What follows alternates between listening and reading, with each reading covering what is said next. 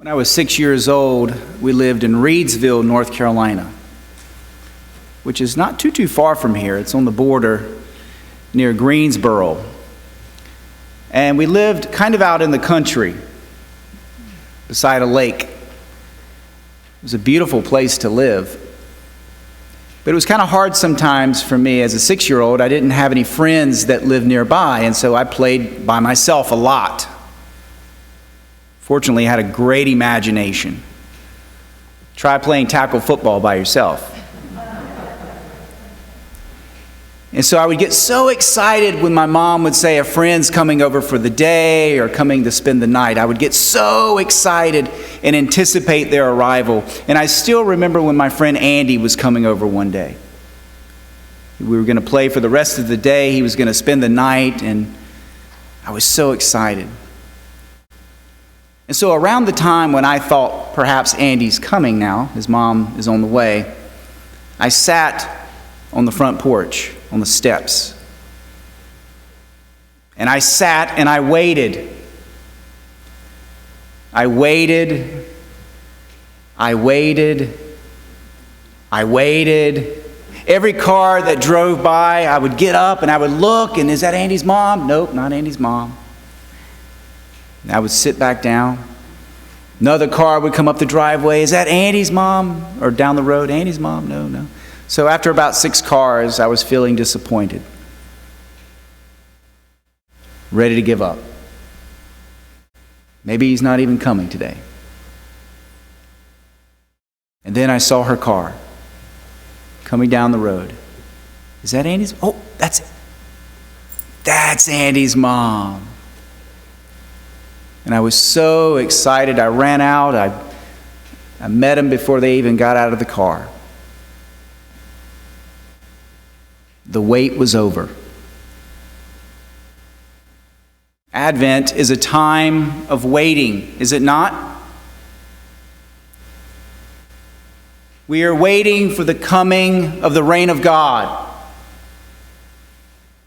And we wait, and we wait. We hang the greens, we light the candles, we gather together, we sing the hymns, we hear the scriptures, and we wait, and we wait, and we wait for the coming of the reign of God. And like Mary and Elizabeth, 2 poor women of their time, of no high social class, we wait together. I love how God chose these 2 women who were not of any social class. They were probably peasants. That's who God chose. And we wait together, church. We don't have to wait alone. Amen? We wait together, and like Mary and Elizabeth, we love one another and care for one another, support one another, and hold one another as we wait for the coming of the reign of God. But it's not a passive waiting. If you listen to Mary's song, it's an active waiting, because at the heart of the reign of God is what? God's justice. The lowly will be lifted up. The hungry shall be fed. All shall be made right. At the heart of the reign of God is God's justice and equality, the transformation of the world. And so our waiting together is not a passive waiting, it's an active waiting. Because the reality is the reign of God is already in our midst, yet the reign of God continues to be on its way. That's the life of the church. The reign of God is here, yet together we work with God to make the reign of God possible every single day. And in the end, the reign of God shall come in its fullness. It's not a passive waiting. It's an active waiting. We start where we are, and we do our part at making this a just world for all. You like that, Ian? It's a big part of who you are, brother. We bless you as you go back to D.C. and continue to do the good work of justice. You're already, amen, you're already in our hearts. Keep doing that good work, brother. Keep doing that good work. Justice is at the heart of God's reign. Welcome, welcome. One of my loved ones, she worked in New York City for an organization that served adults with intellectual disabilities.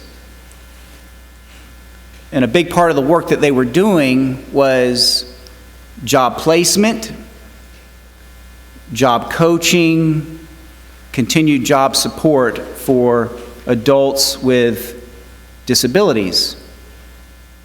It's a population in our society that is completely overlooked. And a lot of folks won't hire or don't want to hire men and women with intellectual disabilities. And so it was hard work and very rewarding work, especially when she was able to get someone a job. Oftentimes, family members would just cry. They were so grateful that their loved one had a job, work, and meaning. And they had a situation where a young man with an intellectual disability, a man of color, a black man in America, kept getting arrested over and over and over again, and they could not figure out why he was in jail because this is not who he was. What do you mean he got arrested? What is he doing? What happened? And they couldn't figure it out. And so when they sat down with him and they talked with him, they found out that he had been selling drugs on the corner. What was really happening was the bigger drug dealer was sending him out onto the corner because they knew they could get away with it. A man with an intellectual disability who didn't really know what he was doing was really that wrong. And so he was just going in and out of the system. But the worst part about it was this. This is the worst part. The system allowed it. This man was not seen in the system. Not one judge, not one lawyer, and not one police officer sat down with him to get to know who he was. Because if they would have known that throwing him in jail was not the right answer. Not one. Gail, that's the system that we have. That's why you do the work that you do. Or part of the reason. Not to speak on your behalf, but that's why we do what we do, church. That's why we stand out on the church lawn with a Black Lives Matter sign. Because for far too long, our sisters and brothers have not been seen. When you have a young man with an intellectual disability who keeps going in and out of the system, somebody's not paying attention. And so my loved one and their company wrote a letter to the judge explaining the situation. Basically saying, please do not put him back in jail. He needs another intervention here. He does not know the extent to what he's doing. He's being used as a pawn. Now, we don't know the outcome of that letter, but my loved one did her part. In church, sometimes that's all we can do, is just do our part. Do our part.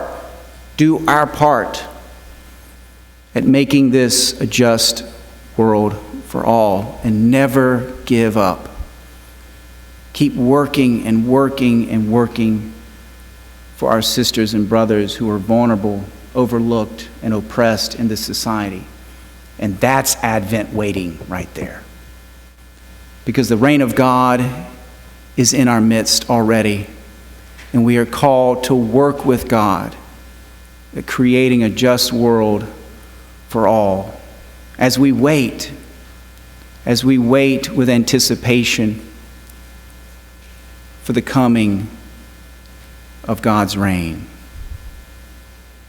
Amen.